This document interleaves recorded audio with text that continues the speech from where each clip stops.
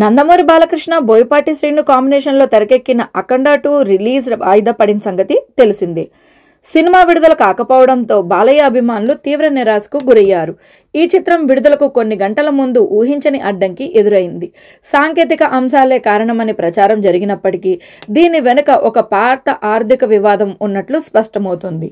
నిర్మాణ సంస్థ 14 రీల్స్ ప్లస్కు బాలీవుడ్ ప్రముఖ నిర్మాణ సంస్థ ఈరోజ్ నౌకు మధ్య ఉన్న బకాయిల గొడవే ఈ వాయిదాకు ప్రధాన కారణం.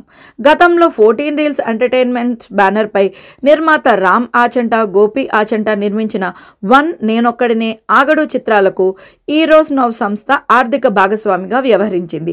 ఆ సినిమాలు భారీ నష్టాలు చవిచూడడంతో 14 రీల్స్ సంస్థ ఈరోజ్ నౌకు సుమారుగా 27.8 కోట్లు బకాయి పడింది.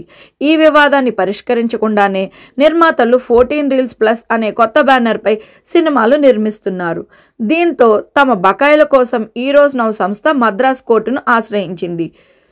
కేసును విచారించిన న్యాయస్థానం ఈ రోజుకు అనుకూలంగా తీర్పు ఇస్తూ అఖండ 2 విడుదలపై స్టే విధించింది.